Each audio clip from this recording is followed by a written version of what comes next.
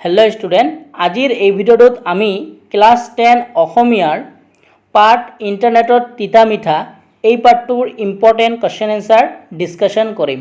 তোমালোকৰ আগন্তুক যেটো হাফ ইয়াৰলি এক্সাম আছে সেই হাফ ইয়াৰলি এক্সামত তোমালোকৰ ইন্টাৰনেটত তিতা মিঠা পাৰ্টটোৰ পৰা কেনেকুৱানো প্ৰশ্ন আহিব পাৰে বা কোনবোৰ প্ৰশ্ন ইম্পৰ্টেন্ট হয় এই গটেইখিনি আজি আমি এই ভিডিওত আলোচনা কৰিম। এই প্ৰশ্নবোৰ তোমালোকৰ হাফ ইয়াৰলি এক্সাম तार पिছত তোমালোকৰ প্ৰি ফাইনেল एग्जाम और फाइनल एग्जाम তিনিওটা एग्जाমৰ কাৰণে কিন্তু ইম্পৰ্টেন্ট হ'ব। যেহেতু তোমালোকৰ আগন্তুক হাফ ইয়াৰলি एग्जाम আছে তো তোমালোকৰ হাফ ইয়াৰলি एग्जामত কেনেকুৱা ধৰণৰ প্ৰশ্ন আহিব পাৰে তোমালোকে আজি এই ভিডিওটো চাই যাবা, তোমালোকে গম পাবা। আৰু যদি তোমালোকক ইয়াৰ পিডিএফটো লাগে তোমালোকে ক'ত পাবা মই তোমালোকক এই ভিডিওতে কম। তেনেহলে আজিৰ ভিডিওটো আমি স্টাৰ্ট কৰিছো। পাৰ্টটোৰ নাম হ'ল ইন্টাৰনেটৰ তিতা মিঠা। এই পাৰ্টটোৰ পৰা প্ৰথম যেটো কোশ্চেন তোমালোকৰ 1 মাৰ্কৰ কাৰণে আহিব পাৰে সেই কোশ্চেনটো হ'ল দেউতাকে কোৱলীক কিয় কম্পিউটাৰ উপহাৰ দিছিল। এই প্ৰশ্নটো কিন্তু তোমালোকৰ মোস্ট ইম্পৰ্টেন্ট হয়, তোমালোকে পঢ়িবা। ইয়াৰ উত্তৰবোৰ দিয়া নাই কাৰণ হয়তো তোমালোকৰ লগত ইয়াৰ উত্তৰবোৰ আছে। তাৰ পিছত 2 নম্বৰত যেটো ইম্পৰ্টেন্ট কোশ্চেন তোমালোকক পঢ়িব লাগিব বা পৰীক্ষাৰ কাৰণে মোস্ট ইম্পৰ্টেন্ট হয় সেইটো হ'ল ইন্টাৰনেট কি। এই প্ৰশ্নটো কিন্তু তোমালোকৰ 1 মাৰ্ক অথবা 2 মাৰ্কৰ কাৰণে আহিব পাৰে। এই প্ৰশ্নটো তোমালোকে ভালকৈ পঢ়িবা, ইন্টাৰনেট কি। তাৰ পিছত 3 নম্বৰ যেটো প্ৰশ্ন আছে সেইটো তোমালোকৰ 1 মাৰ্কৰ কাৰণে আহিব পাৰে সেইটো হ'ল পূজাৰ বন্ধত কোৱলীহতে কলৈ যোৱাৰ সিদ্ধান্ত লৈছিল।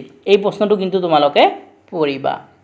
তাৰ পিছত 4 নম্বৰ যেটো প্ৰশ্ন তোমালোকক পঢ়িব লাগিব সেই প্ৰশ্নটো হ'ল ভাইৰাছ কি। এই প্ৰশ্নটো কিন্তু তোমালোকৰ ইম্পৰ্টেন্ট হয়। তাৰ পিছত 5 নম্বৰ যেটো মোস্ট ইম্পৰ্টেন্ট প্ৰশ্ন সেই প্ৰশ্নটো হল www বা ওয়েব কি। এই প্ৰশ্নটো কিন্তু তোমালোকৰ মোস্ট ইম্পৰ্টেন্ট হয়, তোমালোকে কিন্তু ভালকৈ চাই যাবা। তাৰ পিছত তোমালোকে 6 নম্বৰ যেটো প্ৰশ্ন চাবা সেইটো হল পূজাৰ বন্ধত কোৱলীহতে কলৈ যোৱাৰ সিদ্ধান্ত লৈছিল। এই প্ৰশ্নটো তোমালোকৰ 1 মাৰ্কৰ কাৰণে আহিব পাৰে। তাৰ পিছৰ প্ৰশ্নটো হল 7 নম্বৰ প্ৰশ্নটো এইটো হল ইন্টাৰনেটৰ সহায়ত কোৱলীয়ে কি নতুন অভিজ্ঞতা আহৰণ কৰিলে। প্ৰশ্নটো তোমালোকৰ 2 মাৰ্কৰ কাৰণে মোস্ট ইম্পৰ্টেন্ট হয়, তোমালোকে কিন্তু এই কোশ্চেনটো ভালকৈ চাই যাবা। তাৰ পিছত 8 নম্বৰ যেটো প্ৰশ্ন আছে এইটো কিন্তু তোমালোকৰ মোস্ট ইম্পৰ্টেন্ট হয়, তোমালোকে কিন্তু এইটো ভালকৈ চাই যাবা।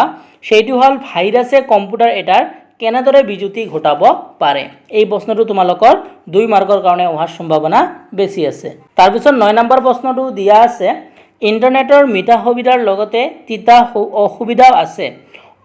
কথাছৰ বক্তা কোন ইন্টাৰনেটৰ সুবিধা আৰু অসুবিধাৰ বিষয়ে পাঠৰ আধাৰত বুজাই লিখা।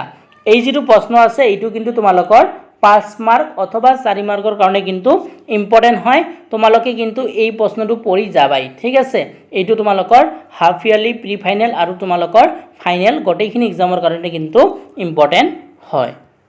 তাৰ পিছত আৰু এটা তোমালোকৰ বট কোশ্চেন ৰাখিছো সেইটো হল ইন্টাৰনেটৰ অত্যধিক ব্যৱহাৰে ছাত্ৰ ছাত্ৰীৰ জীৱনত কেনে প্ৰভাৱ পেলাব পাৰে পাঠৰ আধাৰত বুজাই লিখা।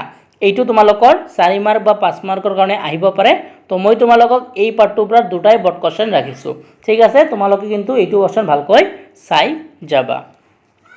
তাৰ পিছত 11 নম্বৰ প্ৰশ্নটো হল ইন্টাৰনেটৰ তিতা মিঠা পাঠৰ ৰচক কোন। তোমালোকৰ ৰচকৰ নামটো কেতিয়াবা 1 মাৰ্কৰ কাৰণে সুধিব পাৰে। তাৰ পিছত 12 নম্বৰ প্ৰশ্নটো হল এইটো তোমালোকৰ 1 মাৰ্কৰ কাৰণে অহাৰ সম্ভাৱনা বেছি আছে ভাইৰাছৰ সম্পূৰ্ণ ৰূপটো কি, ঠিক আছে। এইটো তোমালোকে ভালকৈ চাবা। তাৰ পিছত 13 নম্বৰটো আহিব পাৰে কিহৰ সমষ্টিয়ে ইন্টাৰনেট হৈছে। এইটো তোমালোকৰ 1 মাৰ্কৰ কাৰণে আহিব পাৰে। আজিৰ ভিডিওটোত এই 13টা প্ৰশ্নই আমি ৰাখিছো ইন্টাৰনেটৰ তিতা মিঠা পাঠটোৰ পৰা। আৰু এই 13টা প্ৰশ্ন কিন্তু তোমালোকৰ মোস্ট ইম্পৰ্টেন্ট হয়, তোমালোকে কিন্তু আগন্তুক যেটো হাফ ইয়াৰলি এক্সাম আছে এই এক্সামৰ কাৰণে এই কিটা প্ৰশ্ন কিন্তু চাই যাবা, ঠিক আছে। ইয়াৰ উপৰিও তোমালোকে বাকিবোৰো পঢ়িবা কিন্তু তোমালোকে এইবোৰ বেছিকৈ পঢ়িবা। তো আশা কৰিছো আজি ভিডিওটো ভাল পালা।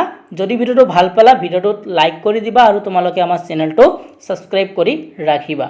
আৰু তোমালোকক ভিডিওৰ প্ৰথমতে যে কলো যে ইয়াৰ পিডিএফটো ক'ত পাবা, তো ইয়াৰ পিডিএফটো আমাৰ হোৱাটসএপ গ্ৰুপত দি দিম। তোমালোকে ডেসক্ৰিপচনৰ লিংকৰ পৰা আমাৰ হোৱাটসএপ গ্ৰুপত জয়েন হৈ লবা, তাত মই তোমালোকক এই পিডিএফটো দি দিম, ঠিক আছে।